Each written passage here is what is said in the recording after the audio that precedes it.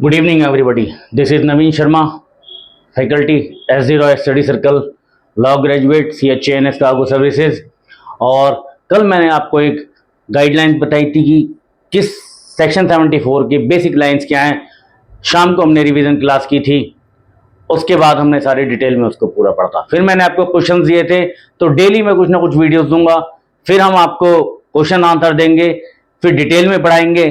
Purpose आपको जी card के लिए कराना है, बेसिक पर्पस की यहाँ जो भी बच्चा हमारे पास पढ़ने आए वो जी कार्ड भरे। और आपकी सब डिलाइट की बात है कि व्हाट्सएप ग्रुप आप ज्वाइन कर सकते हैं। मेरे साथ तनुज जी और पूनम सिंह हैं, वो भी आपको पढ़ाएंगी जैसे जैसे क्लास होगी। और मॉर्निंग में तो रॉय साहब आपकी क्लास ले ही रहे हैं, तो बाकी रिवीजन क्लास इवनिंग में चलेगी।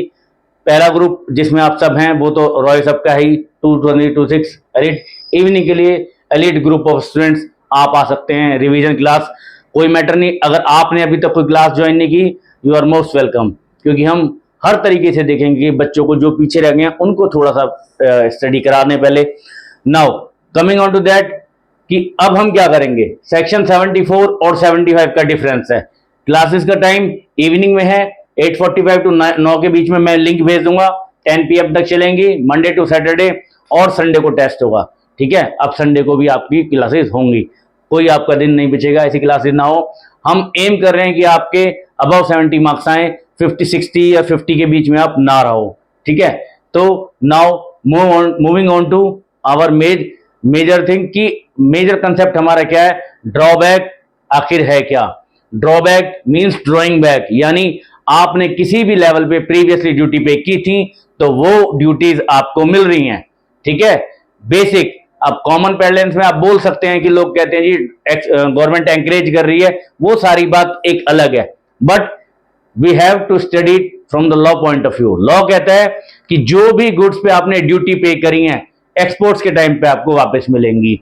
तो WTO की गाइडलाइंस है कि आप गुड्स एक्सपोर्ट कर सकते हो, आप ड्यूटीज एक्सपोर्ट मत कीजिए, so that to make your products goods competitive in international market. यानी आप कंज्यूमर पे ओवरबर्डन नहीं करेंगे। अगर आपने यहां टैक्सेस के साथ उसको भेज दिया तो वो तो ओवरबर्डन हो जाएगी, आपकी कम्पिटेटिवनेस खत्म हो जाएगी। तो हमें क्या करना है, अपने एक्सपोर्टर्स को और WTO की गाइडलाइंस को फॉलो करते हुए टैक्सेस हटाने हैं। अब टैक्सेस क्या है, टैक्सेस तो लग चुके हैं।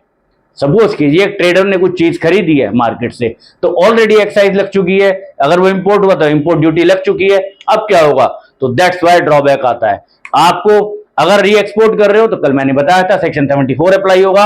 और अगर इंडिया में मैन्युफैक्चरिंग हो रही है, अब देखिए कंसेप्ट यहां चेंज होता है। अगर प्रोडक्ट एज इट इज आया है और एज इट इज वापस जा रहा है तो सेक्शन 74 अप्लाई होता है। नाउ यहां चेंज आ गया, सेक्शन 74 हम कर चुके हैं, 2 साल के अंदर 98% ड्यूटी मिल जाएगी। अगर यूज नहीं होता, अगर यूज होता तो 18 मंथ है और मिनिमम 60% है, मैक्सिमम 95%, वो हो गया। अब आते हैं उनका क्या, जो गुड्स इंडिया में मैन्युफैक्चर हो रहे हैं, ठीक है। अब लोगों में बड़ी गलतफहमी है कि वो गलतफहमी भी नहीं कह सकता, कि वो पढ़ते थोड़ा सा अलग तरीके से हैं कि ड्रॉबैक को सिर्फ सेक्शन 75 के हिसाब से पढ़ते हैं। बट ड्रॉबैक हमेशा जो गुड्स मैन्युफैक्चर हो रहे हैं टोटलिटी में पढ़िए आप। टोटलिटी क्या कहती है, customs and central excise duty drawback rule 2017। यानी आपके जो गुड्स हैं, ड्रॉबैक जो यहां पे मैन्युफैक्चर हो रहा है उसका जो मास्टर है ये है customs and central excise duty drawback rule 2017। अब इसके अंडर क्या आता है, इसके अंडर आता है section 75 of the custom act 1962, जो कि कहता है अगर आपने इंपोर्टेड मटेरियल मंगाए हैं और उससे मैन्युफैक्चर हो रहे हैं गुड्स तो सेक्शन 75 एप्लीकेबल होगा। दूसरा, ऐसा भी तो हो सकता है मेरे आइटम में कुछ भी इंपोर्टेड ना हो, नॉर्मल हो, तो वहां section 37 of the central excise 1944 applicable हो जाएगा। अब जब हम दोनों को कंबाइन करेंगे, जब दोनों को कंबाइन करते हैं तो duty drawback rules custom and central excise duty drawback rule 2017 बनते हैं। The magic begins here.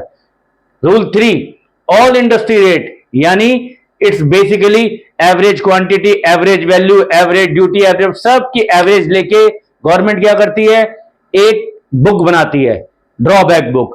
अब वो कहती है कि हमें नहीं पता किसने कितने ड्यूटी दी है, हम एवरेज लेवल पे सारी ड्यूटी कैलकुलेट करते हैं और एवरेज लेवल पे जो एक्सपोर्ट्स के बच्चे जो भी अपने एक्सपोर्ट कर रहे हैं वो जो ड्रॉबैक ले रहे हैं वो AIR ड्रॉबैक है। AIR, all industry rate of drawback under rule 3 of the custom act 1962। That means rule 3 हमारा आ रहा है 2017 के रूल्स में, बेसिकली सेक्शन 75 को फॉलो कर रहा है। ठीक है, रूल 3 में हमारे ऑल इंडस्ट्री रेट हैं। आपने कुछ नहीं करना, किसी को नहीं बताना, आपका प्रोडक्ट आया है, प्लास्टिक का आइटम है, 39 में जाके आपको ड्रॉबैक है, ड्रॉबैक ले लीजिए। वो नहीं पूछेंगे आपका इंपोर्टेड मटेरियल, एक्साइज मटेरियल, क्योंकि वैसे ही एवरेज लेवल का प्रोडक्ट है। आप पूरा रूल 3 फॉलो करते हैं। 99% जो ड्रॉबैक मिलता है हमें रूल 3 के में मिलता है। जितनी भी आप शिपमेंट्स कराते हैं अपार्ट फ्रॉम की छोटी मोटी शिपमेंट्स जो कि री इंपोर्ट और बाकी हो रही है, उनके अलावा रूल 3 हमारा ये है। जो हमारी बुक होती है ड्रॉबैक की वो बेसिकली ऑल इंडस्ट्री रेट होती है, जो हमारा पूरा रेट निकलता है। नाउ इसका रूल 4 क्या कहता है? रिवीजन। अगर कोई भी रूल्स चेंज हो रहे हैं, रिवाइज हो रहे हैं, कोई भी रेट चेंज हो रहे हैं, वो रूल 4 में होंगे। नाउ द मेन थिंग, अब जो टेक्निकल चीज आ रही है निकल के वो यहां आ रही है।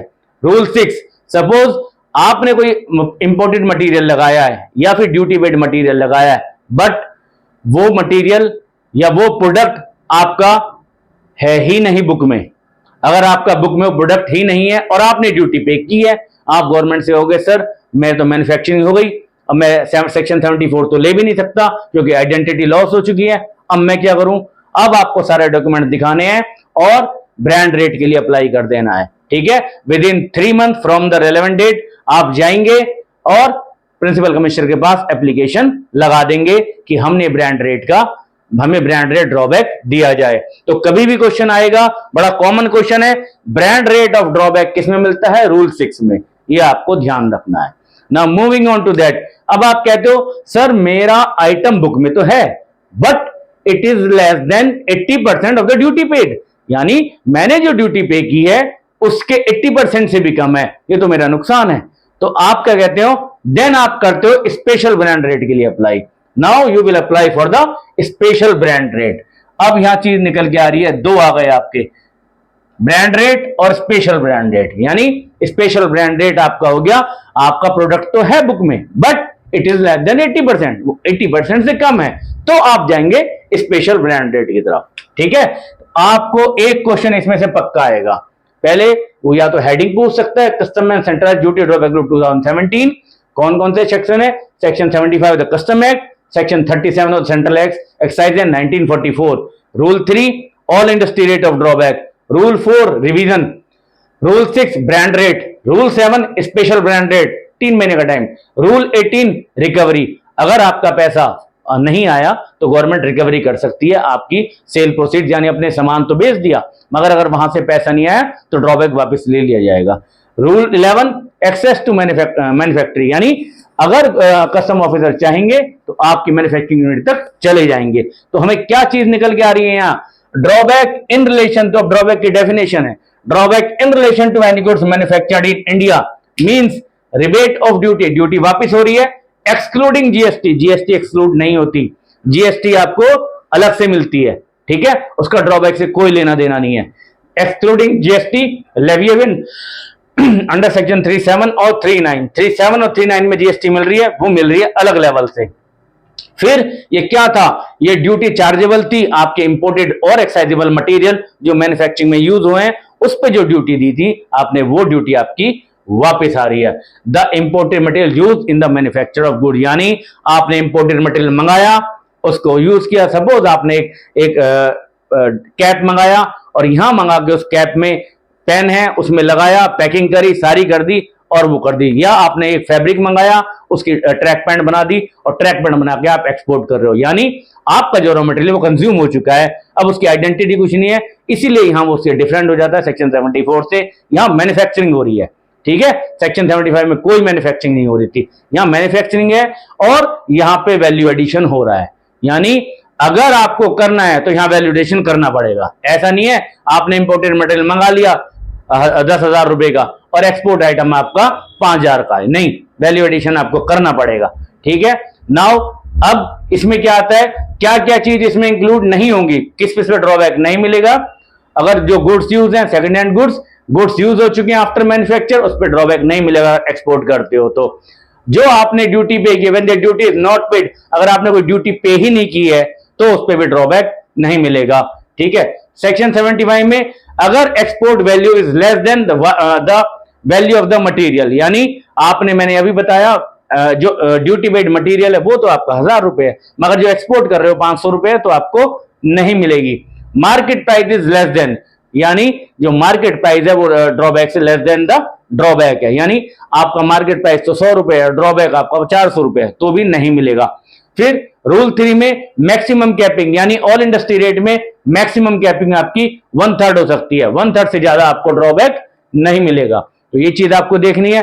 फिर 6 में स्मगलिंग, अगर गवर्नमेंट को लगता है, सेंट्रल गवर्नमेंट को 76 में कि स्मगलिंग के चांसेस हैं, then also you will not get any drawback. ठीक है, स्मगलिंग के लिए तो बिल्कुल ही नहीं मिलेगा। और फॉरेन एक्सचेंज, और अगर फॉरेन एक्सचेंज रिलाइज नहीं हो रही है तो भी आपको ड्रॉबैक, सेल प्रोसीड बेसिकली नहीं आ रहा है, फॉरेन एक्सचेंज ना बोल के सेल प्रोसीड्स बोल दूंगा मैं, वो ज्यादा बढ़ रहेगा, नहीं मिलेगा। और 50 रुपए से किसी आइटम पे कम है तो भी आपको ड्रॉबैक नहीं मिलेगा। तो एक ब्रॉडली मैंने छोटा छोटा सारा बता दिया है कि सेक्शन 75 जो पढ़ा जाता है वो कभी अकेले नहीं पढ़ा जाता, वो टोटलिटी में पढ़ा जाता है।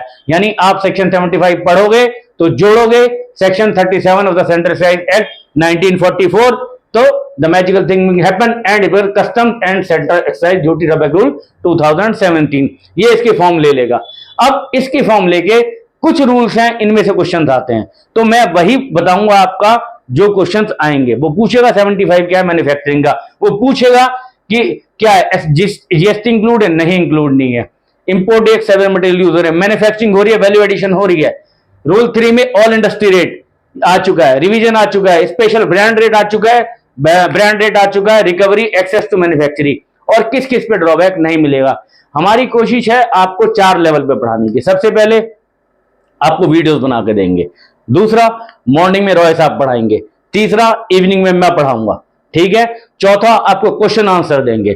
ठीक है, आपसे एक्सपेक्टेड है कि आप आए, इस जर्नी को एंजॉय करें, क्योंकि जितने एफर्ट हम लगा रहे हैं आप भी लगाइए। अगर एफर्ट लग रहे हैं, क्योंकि कंपटीशन ऐसा नहीं होना चाहिए कि 50, 51, 60 नंबर आ रहे हैं। जब आप इतनी मेहनत करोगे आपके 70, 80 अबव नंबर आने चाहिए। तो कुछ भी क्वेश्चन कितने भी डिफिकल्ट दे दें, अगर आपके कंसेप्ट क्लियर हैं तो मुझे नहीं लगता फिर आपको ज्यादा कोई दिक्कत आने वाली है। तो मैं सबसे कहूंगा आइए, ज्वाइन कीजिए क्लासेस। बिल्कुल रॉय साहब जैसे इंडिया के बेस्ट टीचर आपको मिले हुए हैं, इससे बेस्ट और क्या होगा, और वो भी बिल्कुल फ्री ऑफ कॉस्ट। अब कभी भी मेरे पास दिन में कितने फोन आते हैं, सबको मैं पिक करता हूँ, व्हाट्सएप कीजिए, जवाब देता हूँ। मेरा नंबर है 9891897989। आप प्लीज मुझे कॉल कीजिए, बात करिए, व्हाट्सएप कीजिए, I will be there for you. ठीक है, thank you. This is Naveen Sharma signing off, faculty at the royal study circus, ये Chennai services, law graduate. Thank you very much.